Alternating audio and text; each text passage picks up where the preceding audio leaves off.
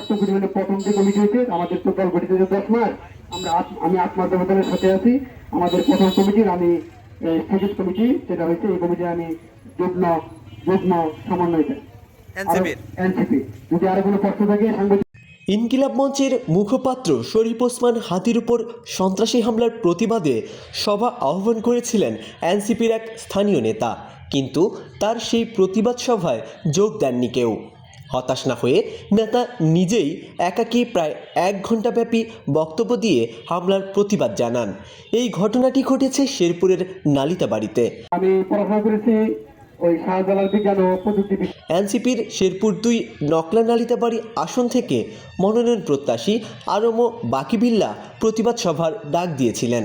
তিনি এনসিপির নালিতাবাড়ি উপজেলা শাখার স্থগিত কমিটির যুগ্ম সমন্বয়কারী ছিলেন। হিউম্যান রিসোর্স ম্যানেজমেন্টের উপর, যার বাংলা অর্থ হচ্ছে মানব সম্পদ ব্যবস্থা। জানা যায়, বাকিবিল্লার সৌজন্যে শনিবার বাদেশা শহরের উত্তরবাজার এলাকায় ওই প্রতিবাদ সভার জন্য মাইকিং করা হয়। মাইকিংয়ে সাধারণ মানুষকে হামলার প্রতিবাদ জানাতে সভায় অংশগ্রহণের আহ্বান জানানো হয়, কিন্তু আহ্বানে সাড়া দিয়ে প্রতিবাদ সভায় কেউ আসেনি। সভাস্থল ফাঁকা দেখে অনেকেই ধরে নিয়েছিলেন সভা হবে না, কিন্তু হাল ছাড়েননি বাকিবিল্লা।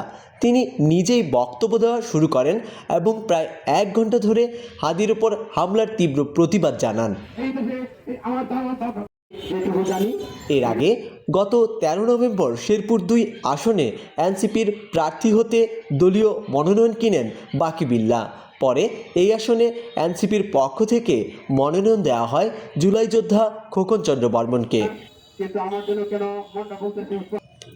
এদিকে প্রতিবাদ সভায় কেউ না আসার কারণ জানতে চাইলে আরমো বাকিবিল্লা বলেন, আমি আমার অবস্থান থেকে প্রতিবাদ সভার আহ্বান জানিয়েছি, কিন্তু কেউ আসেনি। তবে আজ প্রতিবাদ না করলে আপনার উপর, এরপর আমার উপর, এরপর আরেকজনের উপর এভাবেই হামলা হতেই থাকবে। তাই সবার অবস্থান থেকে প্রতিবাদ করতে হবে।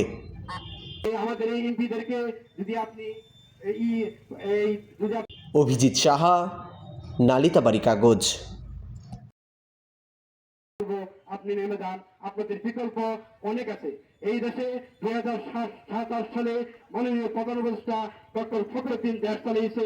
দেশ কিভাবে চালিয়েছে এটা আপনারা দেখছেন, আপনিও দেখেন। ওনার মতো দেশ চালান, তা না হলে তফসিল ঘোষণা করে আপনি দেশ কন্ট্রোল করতে পারবেন না।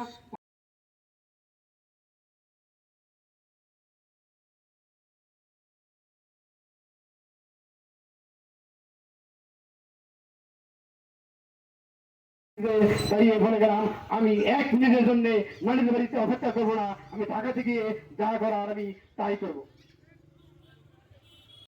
আমি পাস করলে আমি কথা দিলাম, আমি আপনাদের কাছ থেকে 1 টাকা নিব না, 1 পয়সা নিব না।